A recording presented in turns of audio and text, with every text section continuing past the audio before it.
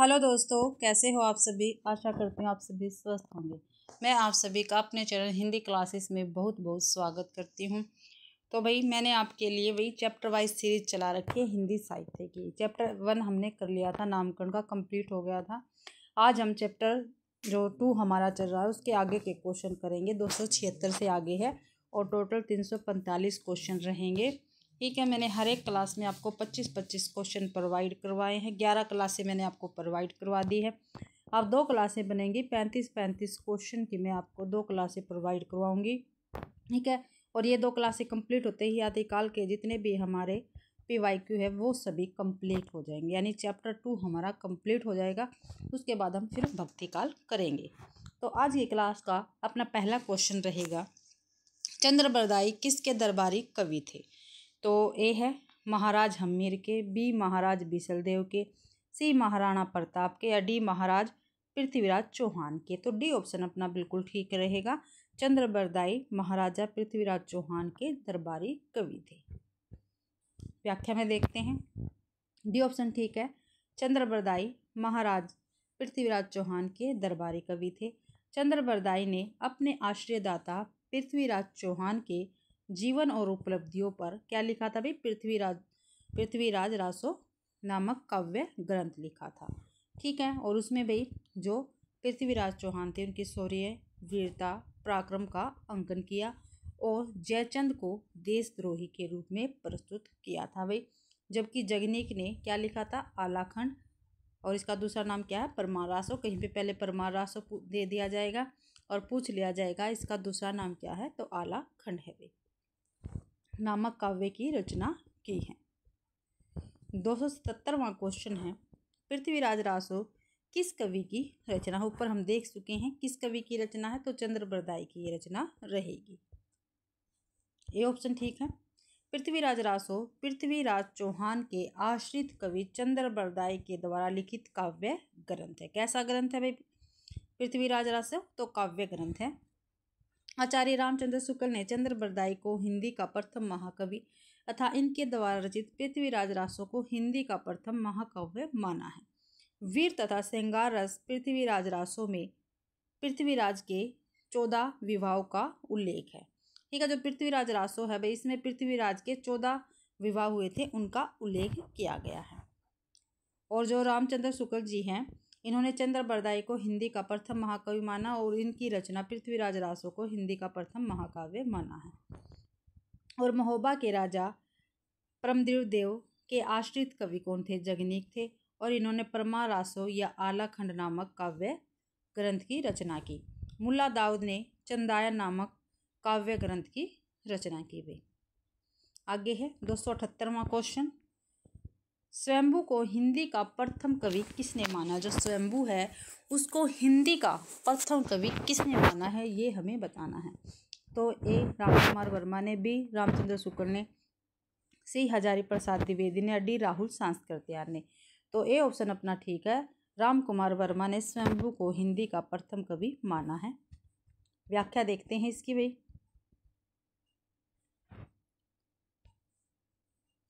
ये ऑप्शन ठीक रहेगा। स्वयंभू को डॉक्टर रामकुमार वर्मा ने हिंदी का प्रथम कवि माना है, जबकि डॉक्टर गणपति चंद्र गुप्त ने अपने हिंदी साहित्य के वैज्ञानिक इतिहास में शालिभद्र सूरी को हिंदी का प्रथम कवि स्वीकार किया है।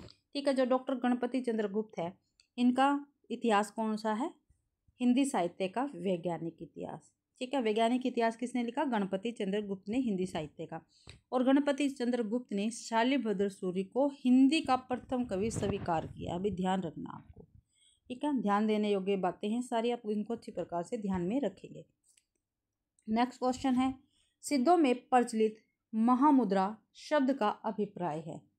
ठीक है भाई, जो सिद्धों में प्रचलित महामुद्रा शब्द का अभिप्राय क्या है, ये हमें बताना है। तो ए सिद्धि हेतु आसन का एक रूप, बी सिद्धि हेतु की जाने वाली क्रिया या सिद्धि प्राप्त हेतु स्त्री संसर्ग, या डी सिद्धि प्राप्त हेतु स्त्री से विरक्ति। तो सी ऑप्शन ठीक रहेगा। महामुद्रा शब्द का अभिप्राय है सिद्धि प्राप्त हेतु स्त्री संसर्ग। व्याख्या में देखते हैं, सिद्धों में प्रचलित महामुद्रा शब्द का अभिप्राय है सिद्धि प्राप्त हेतु स्त्री संसर्ग। हिंदी के सिद्धों का संबंध बौद्ध धर्म की वर्ज्यान शाखा से है। इसमें महामुद्रा को व्याख्यायित करते हुए कहा गया है कि तांत्रिक उपासना में वह साधना सिद्ध योगिनी जिसे साधक अपनी सहचरी बनाकर साधना करता है, तब उस साधना पद्धति को महामुद्रा कहा जाता है। सिद्ध साहित्य के प्रथम कवि सैपा ने अपने ग्रंथ दोहा कोश में सिद्धि हेतु 4 मुद्राएं का वर्णन किया है। ठीक है, जो सरेपा है उनका ग्रंथ कौन सा, दोहा कोश, और उसमें सिद्धि प्राप्त करने के लिए 4 मुद्राओं का वर्णन किया है। वो है 1 कर्म मुद्रा, 2 है धर्म मुद्रा, 3 है ज्ञान मुद्रा और 4 है महामुद्रा। ठीक है भाई, तो आपको ध्यान रखना है ये। ठीक है, 4 मुद्राएं कौन कौन सी, कर्म मुद्रा, धर्म मुद्रा, ज्ञान मुद्रा और महामुद्रा। और ये सरेपा ने अपने दोहा कोश में सिद्धि हेतु 4 मुद्राएं बताई है। आगे है क्वेश्चन 280वां। आला और उदल नामक 2 वीर सरदारों की वीरतापूर्ण लड़ाइयों का वर्णन मिलता है। तो वही कहाँ पे मिलता है, ए परमार रासों में, बी पृथ्वीराज रासों में, सी घुमान रासों में, डी हम्मीर रासों में। तो ए ऑप्शन ठीक है, परमाल रासों में आला और उदल नामक 2 वीरों की वीरता का वर्णन मिलता है। व्याख्या में देखते हैं। परमार रासो 1230 ईस्वी का रचना है और किसने रची थी, जगनीक ने भाई। और परमार रासो का दूसरा नाम क्या है, आलाखंड है। ठीक है, और इसकी रचना किसने की है, जगनीक ने की। इसमें आला और उदल नामक 2 वीर सरदारों की वीरतापूर्ण लड़ाई का वर्णन किया गया है। यह वीर गीत काव्य है। क्या है भाई, ये वीर गीत काव्य, ध्यान रखना है। और आलाखंड को सर्वप्रथम सन 1865 ईस्वी में फर्रुखाबाद के तत्कालीन जिलाधीश चार्ल्स इलियट ने प्रकाशित करवाया था। काफ़ी महत्वपूर्ण लाइन है, यहाँ से लेके और यहाँ तक भी। जो आलाखंड है इसको सबसे पहले 1865 ईस्वी में फर्रुखाबाद के जिलाधीश थे उस टाइम, ठीक है, चार्ल्स इलियट, इन्होंने प्रकाशित करवाया था। आलाखंड बरसात ऋतु में गाया जाता है और कहाँ कहाँ पे जाता है, उत्तर प्रदेश के बेसवाड़ा, पूर्वांचल और बुंदेलखंड क्षेत्र में ये गाया जाता है, आपको ध्यान रखना है। नेक्स्ट क्वेश्चन है 281वां। नाथ पंथ के प्रणेता कौन थे, ठीक है, तो बताना हमें।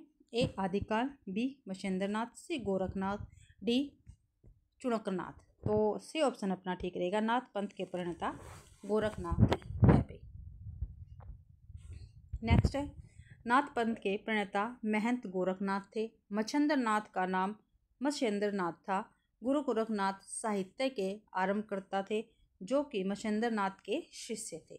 गुरु आदिकाल को नाथ साहित्य में स्वयं शिव माना गया। जो भाई गुरु आदिनाथ थे इनको नाथ साहित्य में स्वयं शिव ही माना गया है, आपको ध्यान रखना है ये। 282वां क्वेश्चन है। निम्नलिखित पंक्तियां किस कवि की हैं? खने खन नयन कौन अनुसरई, खने खन वसन धूलि तन भरई। तो ये जो पंक्तियां हैं ये किसकी है? तो ए विद्यापति की, वी बल्लभाचार्य की, सी विठलनाथ की, डी निम्बार्काचार्य की। तो विद्यापति की पंक्तियां रहेगी, खने खन नयन कौन अनुसरई, खने खन वसन धूलि तन भरई। तो ए ऑप्शन अपना बिल्कुल ठीक रहेगा। उक्त पंक्तियां कवि विद्यापति की है। विद्यापति आदिकालीन कवि थे। कीर्तिलता, कीर्तिपताका एवं पदावली विद्यापति की प्रसिद्ध कृतियां है भाई। नेक्स्ट क्वेश्चन है 283वां। अपभ्रंश का भवभूति किसे माना जाता है? भैया अपभ्रंश का भवभूति किसको माना जाता है ये हमें बताना है। तो ए शालिभद्र सूरि, बी पुष्पदंत, सी कनकामर या डी धनपाल। तो बी ऑप्शन अपना ठीक रहेगा, पुष्पदंत को अपभ्रंश का भवभूति कहा जाता है। बी ऑप्शन अपना ठीक है, अपभ्रंश का पुष्पदंत को अपभ्रंश का भवभूति कहा जाता है। अपभ्रंश के दूसरे कवि पुष्पदंत 10वीं शताब्दी में पैदा हुए थे। ठीक है, अपभ्रंश के दूसरे कवि हैं पुष्पदंत और 10वीं शताब्दी में ये पैदा हुए थे। वे शैव थे किंतु बाद में अपने आश्रयदाता के अनुरोध से जैन हो गए। ये अपने को अभिमान मेरु कहते हैं। पुष्पदंत क्या है, अपने आप को ही अभिमान मेरु कहते हैं। काफ़ी बार पूछा गया है, आपको ध्यान रखना भी है। 284वां क्वेश्चन है। गद्य पद्य मिश्रित चंपू काव्य है। जो गद्य पद्य मिश्रित क्या है चंपू काव्य कौन सा है, तो ये हमें बताना। तो ए वर्ण रत्नाकर, बी उक्ति व्यक्ति प्रकरण, सी राहुल बेल या डी स्थूलीभद्र रास। तो सी ऑप्शन अपना ठीक रहेगा। गद्य पद्य मिश्रित चंपू काव्य है राहुल बेल। व्याख्या में देखते हैं। सी ऑप्शन ठीक है। राहुल बेल कवि रोड़ा द्वारा रचित एक चंपू काव्य है। उक्ति व्यक्ति प्रकरण दामोदर द्वारा है, दामोदर पंडित द्वारा रचित व्याकरण ग्रंथ है भाई, ठीक है, ध्यान रखना आपको। स्थूलीभद्र रास जिनधम सूर्य की रचना रहेगी। 285वां क्वेश्चन, निम्नलिखित में से कौन सा नाम आदिकाल का नहीं है। ठीक है भाई, नीचे 4 नाम दे रखे, उनमें से कौन सा नाम क्या है आदिकाल का नहीं है, ये हमें बताना है। तो ये वीरगाथा काल, बी गद्य काल, सी चारण काल, डी सिद्ध सामंत काल भाई। तो भाई बी ऑप्शन अपना ठीक रहेगा। गद्य काल क्या है आदिकाल का नाम नहीं है। वीरगाथा काल, चारण काल, सिद्ध सामंत काल ये आदिकाल के नाम रहेंगे। व्याख्या में देखते हैं। गद्य काल आदिकाल का नाम नहीं है, अपितु गद्य काल को आधुनिक काल को, जो गद्य काल है वो आधुनिक काल को कहा जाता है। इसका समय 1843 से प्रारंभ होता है तथा अब तक चल रहा है। अब आदिकाल का नामकरण देखते हैं किसने क्या कुछ किया है। चारण काल किसने कहा भाई आदिकाल को, ये कहा है जॉर्ज ग्रियर्सन ने। प्रारंभिक काल किसने कहा है, मिश्र बंधु ने कहा है। बीज बप्पन काल आचार्य महावीर प्रसाद द्विवेदी ने कहा आदिकाल को। वीरगाथा काल आचार्य रामचंद्र शुक्ल जी ने कहा है। सिद्ध सामंत काल पंडित राहुल सांस्कृत्यायन ने कहा है भाई। वीर काल आचार्य विश्वनाथ प्रसाद मिश्र ने कहा है। संधि एवं चारण काल डॉक्टर राम कुमार वर्मा ने कहा है। आगे है आदिकाल आचार्य हजारी प्रसाद द्विवेदी ने कहा, और आधार काल सुमन राजे ने कहा है आदिकाल को भाई। 286वां क्वेश्चन है, इनमें से कौन सा कवि आदिकाल का नहीं है भाई। इनमें 4 कवि दे रखे, इनमें से कौन सा कवि ऐसा जो आदिकाल का नहीं है। तो ए चंद्रबरदाई, बी जगनेक, सी नाभादास या डी दलपति विजय। तो सी ऑप्शन अपना ठीक है। नाभादास जो है ये आदिकाल के कवि नहीं है बल्कि भक्ति काल के ये कवि रहेंगे। व्याख्या में देखते हैं। सी ऑप्शन ठीक है। नाभादास आदिकाल के कवि नहीं है। नाभादास भक्ति काल के सगुण काव्यधारा यानी राम भक्ति शाखा के कवि हैं, अतः नाभादास गोस्वामी तुलसीदास के समकालीन कवि थे। जो नाभादास है भाई तुलसीदास के क्या है समकालीन कवि है। काफ़ी बार पेपर में पूछा जाता है कौन किसका समकालीन कवि है।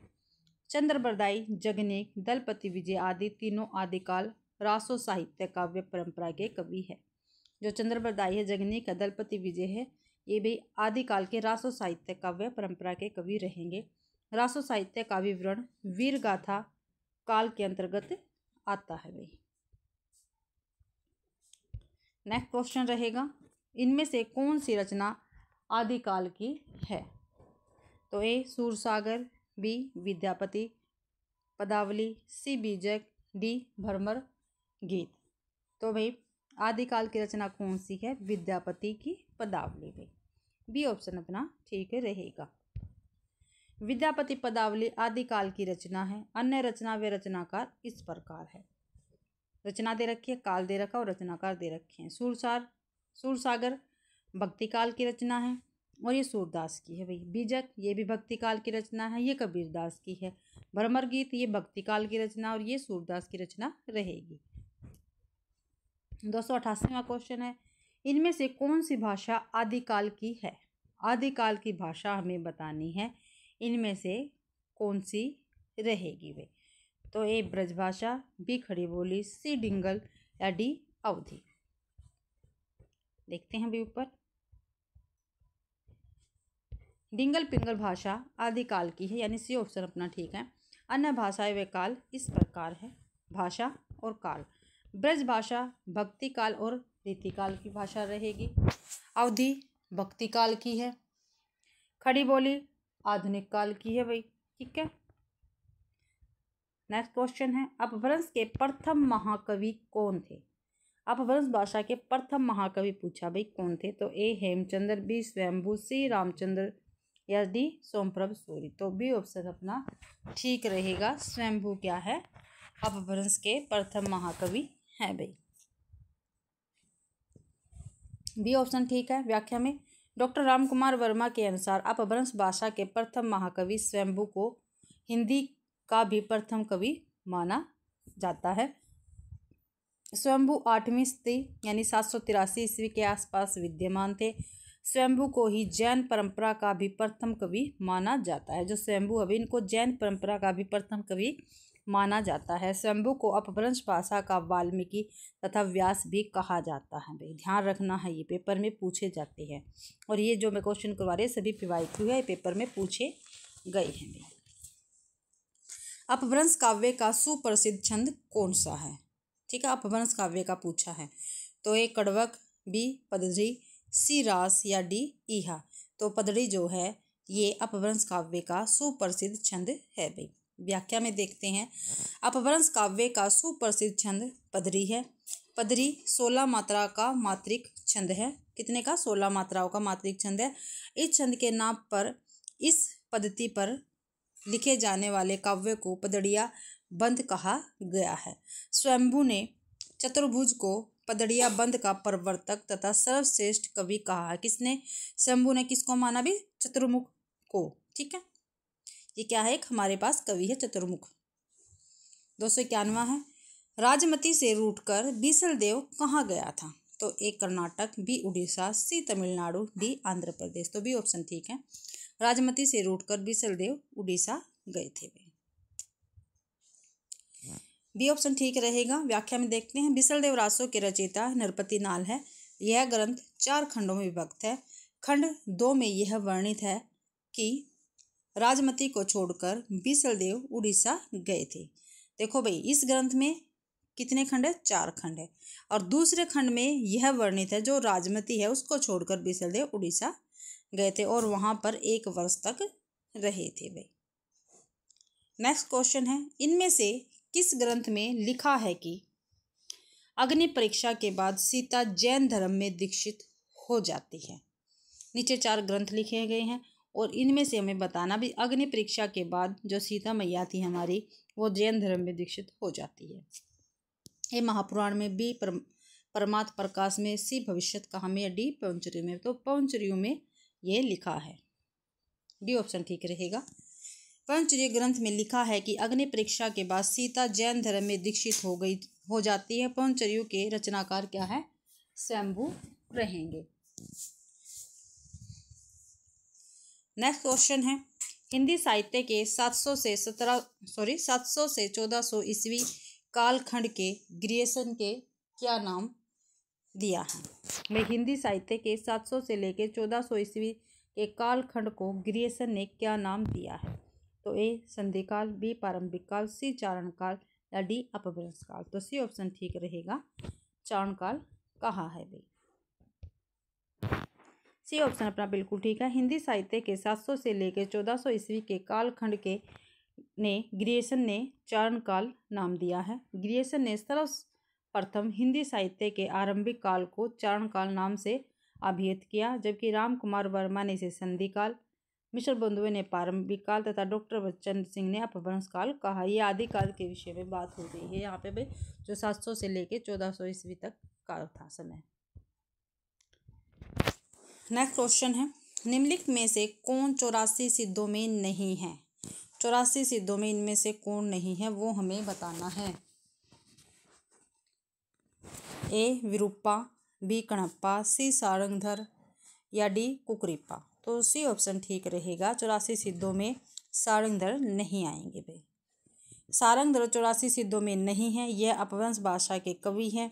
इनके द्वारा रचित ग्रंथ हम्मीर रासो है, जबकि विरूपा, कणप्पा, कुकरीपा, सरप्पा, मीनपा, सबरपा, लुईपा आदि क्या है 84 सिद्धों में आएंगे भाई।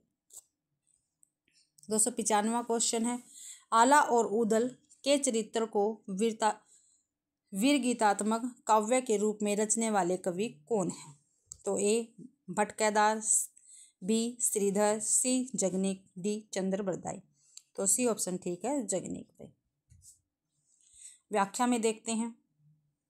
कवि जगनीक ने परमार रासो नामक कृति की रचना की, जो आला और उदल के चरित्र को वीर गीतात्मक काव्य के रूप में रची गई।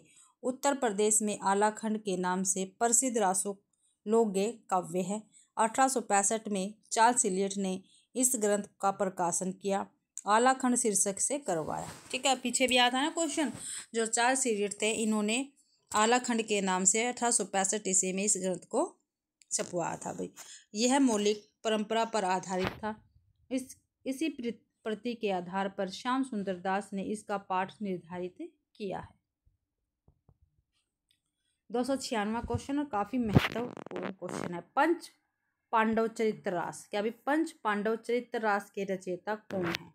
पंच पांडव चरित्र रास के रचयिता कौन है ये हमें बताना। ए शालिभद्र सूरि, बी आशु कवि, सी नरपति नाल या डी दलपति विजय। तो ए शालिभद्र सूरि ठीक रहेंगे। पंच पांडव चरित्र रास के रचयिता शालिभद्र सूरि है। व्याख्या में देखते हैं, इसकी रचना 1350 ईस्वी में हुई थी। यह हिंदी का प्रथम ऐतिहासिक रास ग्रंथ है। डॉक्टर गणपति चंद्रगुप्त ने शालिभद्र सूरि को हिंदी का प्रथम कवि माना। इनके द्वारा रचित अन्य ग्रंथ है भरतेश्वर बाहुबली रास। भरतेश्वर बाहुबली रास किसकी है? शालिभद्र सूरि जी की रचना रहेगी भाई। आगे है 297वां क्वेश्चन। भविष्यत कहा किसकी रचना है? जो भविष्यत कहा है वो किसकी रचना है ये हमें बताना है। तो ए राम सिंह की, बी देवसेन की, सी धनपाल की या डी पुष्पदंत की। तो सी ऑप्शन अपना ठीक रहेगा। जो भविष्यत का वो धनपाल की रचना रहेगी। सी ऑप्शन ठीक है। अपभ्रंश के तीसरे प्रमुख कवि धनपाल ने 10वीं सदी में भविष्यत कहा की रचना की। कब की थी भाई? 10वीं सदी में की थी। जबकि राम सिंह ने पाहुड़ दोहा तथा देवसेन ने शाकाचार की रचना की। पुष्पदंत ने महापुराण नामक ग्रंथ की रचना की है। ठीक है, धनपाल की कौन सी होगी? भविष्यत का। राम सिंह की कौन सी होगी? पाहुड़ दोहा। देवसेन की शाकाचार और पुष्पदंत की होगी महापुराण। ये इनके ही ग्रंथ रहेंगे। 298वां क्वेश्चन है। मुकरी लिखने का सर्वप्रथम प्रयास किस कवि ने किया था? क्या भाई? मुकरी। ठीक है, तो ए स्वयंभू ने, बी जगनेक ने, सी अमीर खुसरो ने, डी कुंभन दास ने। तो सी ऑप्शन ठीक रहेगा। मुकरी लिखने का सर्वप्रथम प्रयास अमीर खुसरो ने किया था भाई। व्याख्या में देखते हैं, मुकरी लिखने का सर्वप्रथम प्रयास कवि अमीर खुसरो ने किया। खुसरो की पहेलियों तथा मुकरियों में उक्त वैचित्र्य की प्रधानता थी। इनके द्वारा रचित अन्य ग्रंथ है ए खालिक बारिक, बी पहेलिया, सी दो सुखने या डी गजल भाई। 299वां क्वेश्चन है। संवत 1050 से 1375 की काल अवधि में लिखे गए हिंदी साहित्य का वीर गाथा काल के रूप में नामकरण किसने किया है? तो वीर गाथा काल किसने कहा है आदिकाल को, ये आपको बताना है। तो ए डॉक्टर राम कुमार वर्मा ने, बी आचार्य रामचंद्र शुक्ल ने, सी हजारी प्रसाद द्विवेदी ने या डी नगेंद्र ने। तो बी ऑप्शन ठीक है। आचार्य रामचंद्र शुक्ल जी ने 1050 से 1375 संवत को वीर गाथा काल के रूप में नाम दिया है भाई। आगे देखते हैं।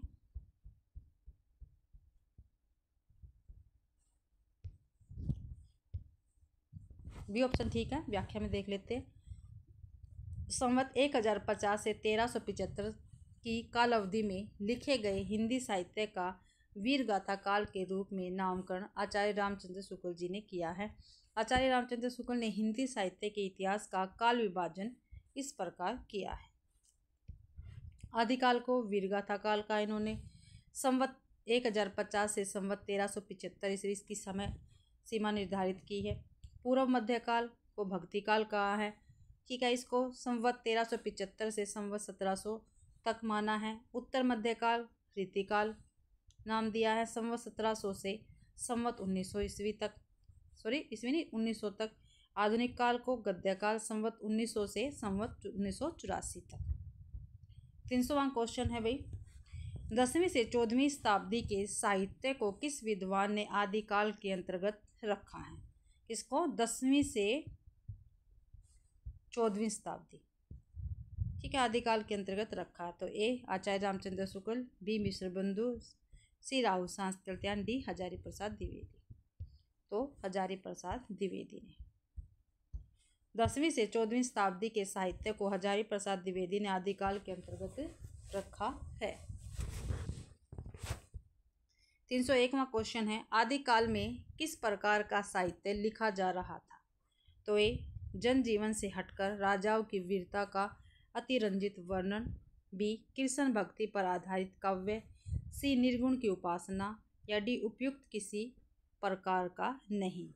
तो ए ऑप्शन ठीक रहेगा, जनजीवन से हटकर राजाओं की वीरता का अतिरंजित वर्णन आदिकाल में किया जा रहा था भाई। ए ऑप्शन अपना ठीक रहेगा। व्याख्या में देखते हैं, आदिकाल में जनजीवन से हटकर राजाओं की वीरता का अतिरंजित वर्णन का साहित्य लिखा जा रहा था। आदिकाल के कवि चारण कवि कहे जाते थे, जो अपने आश्रयदाता राजाओं की प्रशंसा अतिशयोक्तिपूर्ण करते थे वे। 302वां क्वेश्चन है, अमीर खुसरो की पहेलियाँ तथा मुकरियों का क्या उद्देश्य है? तो ए पृथ्वीराज चौहान की वीरता का वर्णन। बी अलाउद्दीन और हम्मीर के युद्धों का वर्णन। सी मनोरंजन के माध्यम से लोक व्यवहार की शिक्षा।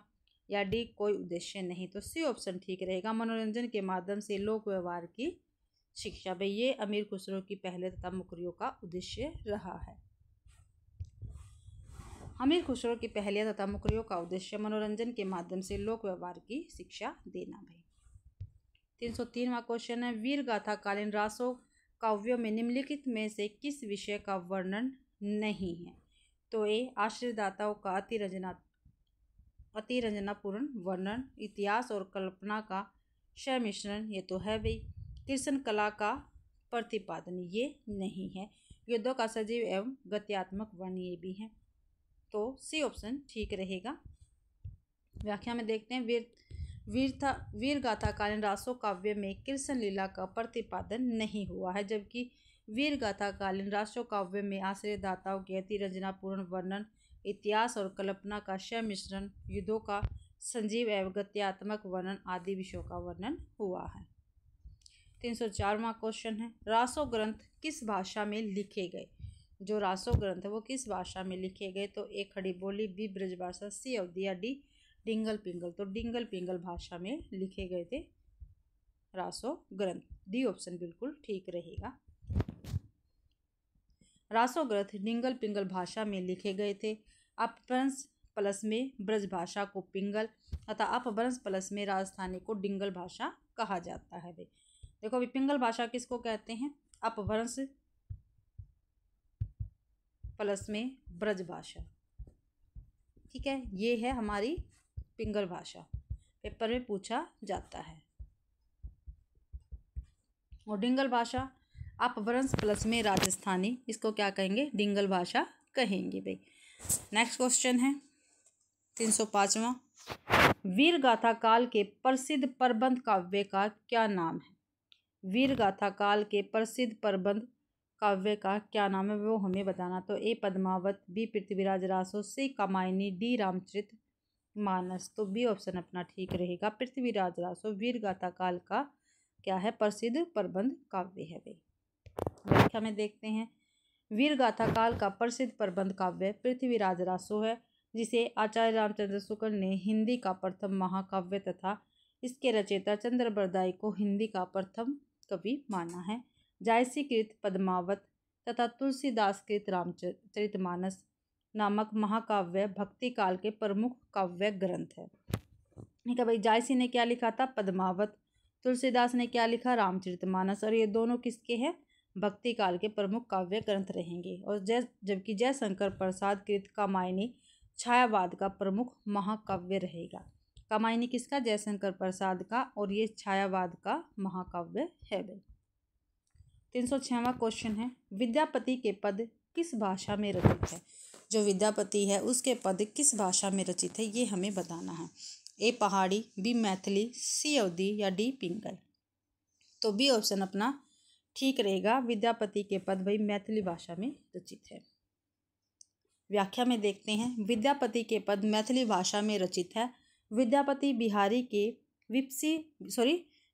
के विप्सी नामक गांव में रहने वाले थे। इनके द्वारा रचित ग्रंथ पदावली, कीर्तिलता, कीर्ति पताका है। कीर्तिलता तथा कीर्ति पताका की भाषा क्या है? अववट है भाई। और पदावली की क्या है? मैथिली। 307वां क्वेश्चन है, कौन सी रचना स्वयंभू कवि की नहीं है?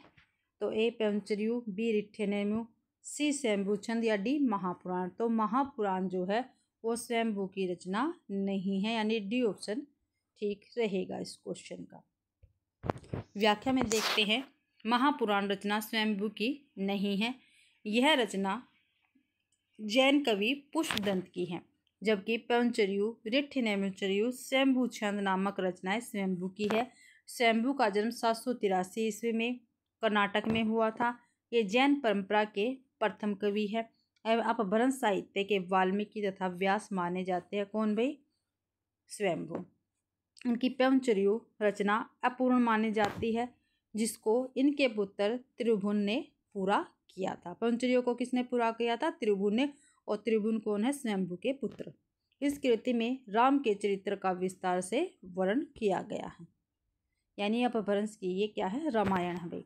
और 308वां क्वेश्चन है, अपभ्रंश प्रभावित हिंदी रचना कौन सी है? जो भाई अपभ्रंश से प्रभावित है हिंदी रचना, वो हमें बतानी है कौन सी है।